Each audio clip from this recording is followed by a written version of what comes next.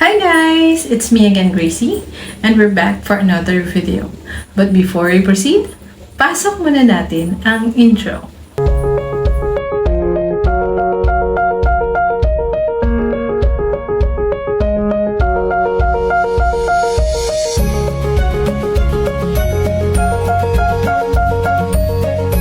Our topic for today is about how to apply for Salmon credit loan.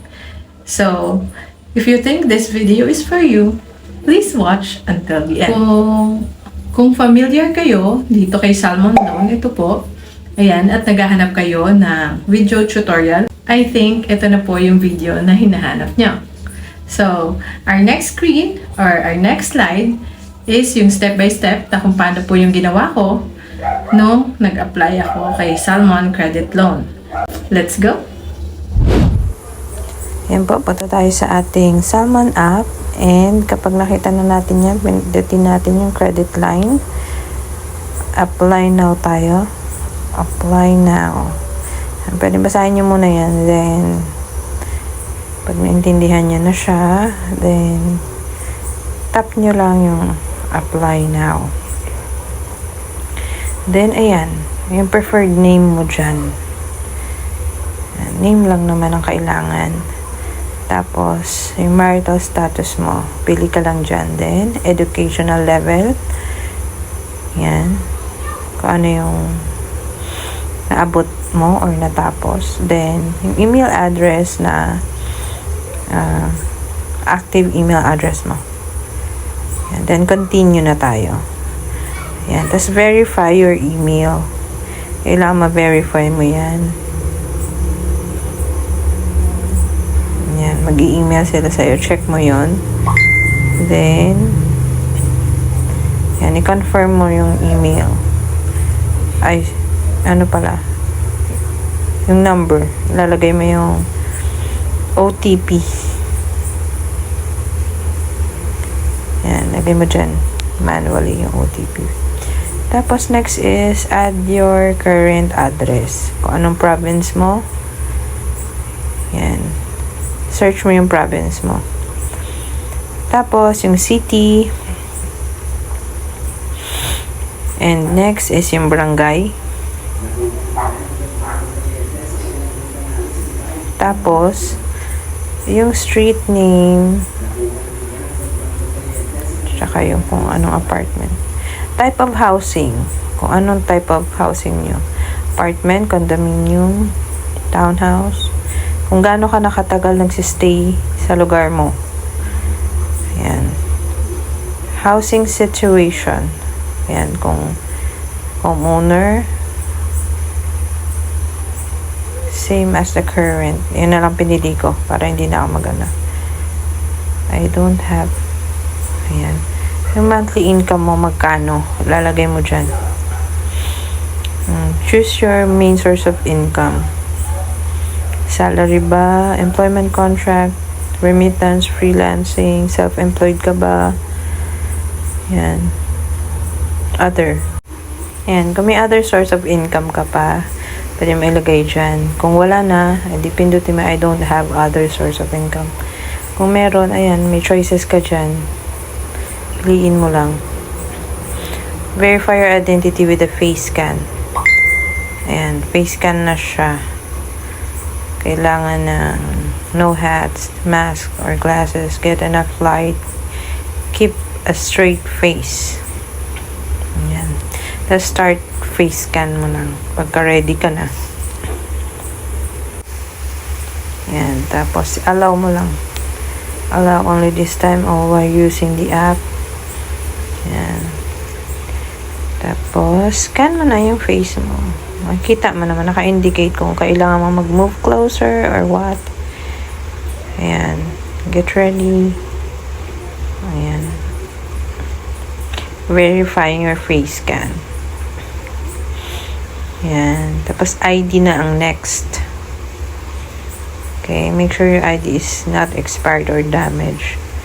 Do this step sa maliwanag daw. Start ID. Verification.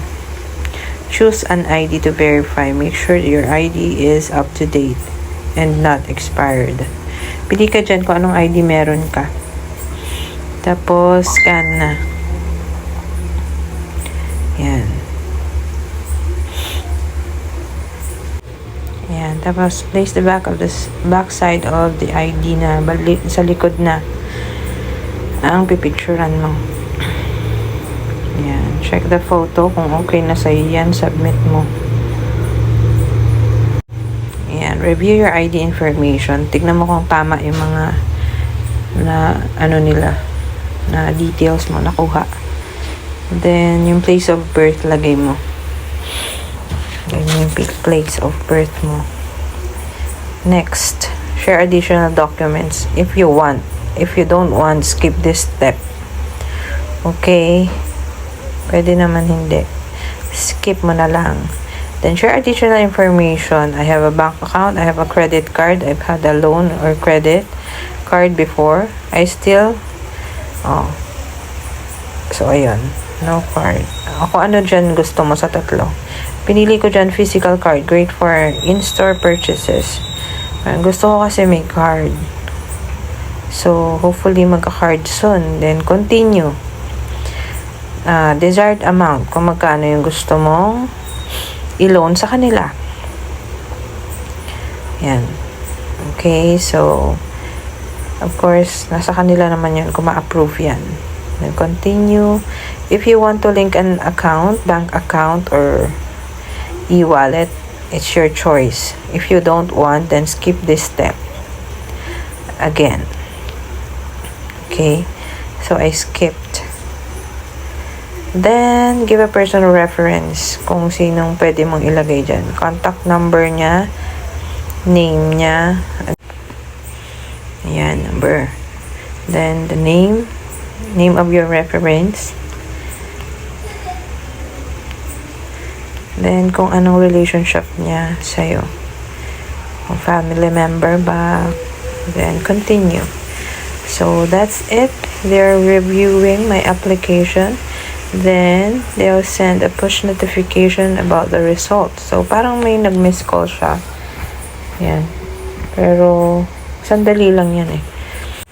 Yan. Pinas forward ko na lang. Baka matagalan. And then, ayan. May so, you just have to wait for 10 minutes for your application is under final review. Okay, magme-message sila, then tap mo lang yung got it. And guys, yung last, then I'll make another video about the result. Kung na-approve ba ako, kung hindi, papakita ko sa inyo dun sa video na iyon, okay? So, I hope nasundan nyo po yung step-by-step ng pag-a-apply kay Salmon. Okay, thank you! So, ayun guys, ganun po ang process kung paano mag-apply ng credit loan kay Salmon. And kung may mga katanungan pa po kayo, please don't hesitate to comment down below and I'll do my best to answer everything as long as it's related sa ating topic. Okay? So, disclaimer lang po, hindi po ako nagwo-work kay Salmon. Gusto ko lang pong i-share ang aking experience sa pag-a-apply sa Salmon credit loan. Okay? So, guys, request lang po, please follow all my social media pages and it will be a very big help for us. Kung hindi ka pa nakaka-subscribe sa aking channel, please do like, share, and subscribe to my channel. And hit mo na rin ang notification bell nang sa ganon maging updated ka sa mga upcoming videos ko. Thank you so much for watching guys! God bless! Bye!